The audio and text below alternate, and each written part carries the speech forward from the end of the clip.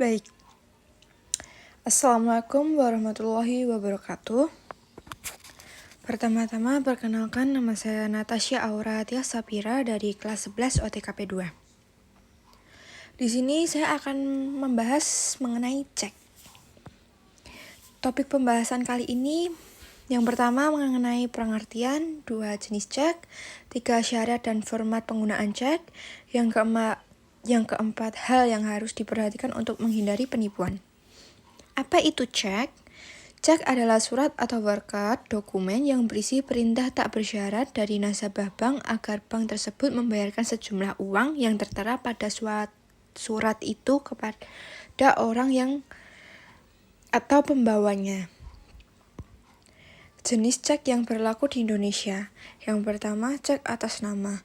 Merupakan cek yang diterbitkan atas nama seseorang atau badan hukum tertentu yang tertulis jelas di dalam cek tersebut. 2. Cek atas unjuk atau pembawa. Cek atas unjuk adalah yaitu dalam cek atas unjuk tidak tertera nama seseorang atau badan hukum tertentu. Jadi siapa saja dapat menukarkan cek atau dengan kata lain cek dapat diuangkan oleh pembawa cek. Yang ketiga, cek silang. Cek silang atau chars Cequin merupakan cek yang di pojok kiri atas diberi 2 tanda silang. Cek ini sengaja diberi tanda silang sehingga fungsi cek yang semula tunai berubah menjadi non-tunai atau sebagai pemindah bukuan. 4. Cek mundur. Merupakan cek yang diberi tanggal mundur dari tanggal sekarang. Misalnya, Tuan Budi menerima cek tanggal 10 Mei 2006. Namun, dalam cek tersebut tertulis tanggal 15 Mei 2006. Berarti, Tuan Budi baru saja mencairkan cek tersebut sesuai tanggal yang tertera di dalam cek. Jenis cek inilah yang disebut dengan cek mundur atau cek yang belum jatuh tempo. Hingga ini bisa terjadi karena ada kesepakatan antara si pemberi cek dengan si penerima cek, misalnya karena belum memiliki dana pada saat itu. Yang 5, cek kosong. Cek kosong adalah jenis cek dananya tidak tersedia di dalam rekening GRIO. Sebagai contoh, nasabah Tuan Rahman Hakim menarik cek senilai 60 juta yang tertulis di dalam cek tersebut. Akan tetapi dana tersebut yang tersedia di rekening GRIO tersebut hanyalah 50 juta rupiah. Ini berarti kurang dana 10 juta rupiah apabila nasabahnya menariknya. Jadi jelas cek tersebut kurang jumlahnya. Syarat dan format penggunaan cek. Syarat berlaku bagi pengguna cek yang mengontrol peredaran cek serta mencegah adanya cek kosong.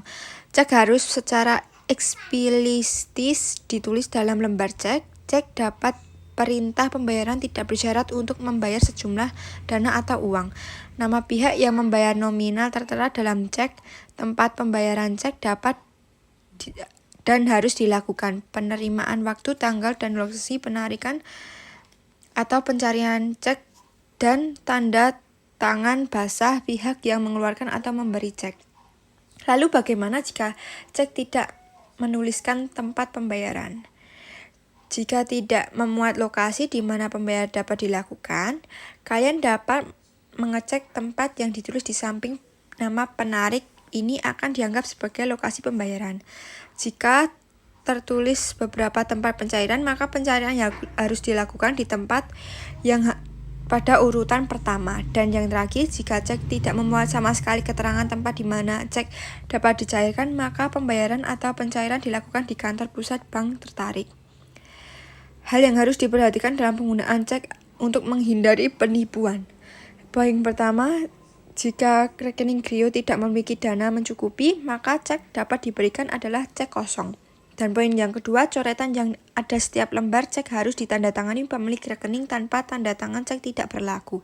Dan nomor yang ketiga, saat cek ditunjukkan kepada pihak tertarik dan rekening GRIO tidak memiliki dana yang mencukupi, maka cek tersebut sebagai cek kosong. Dan yang terakhir, keempat, perbedaan antara nominal angka yang ditulis dalam huruf pada setiap lembar, maka nilai yang akan muncul adalah nilai nominal atau nilai yang tertera ditulis di dalam huruf.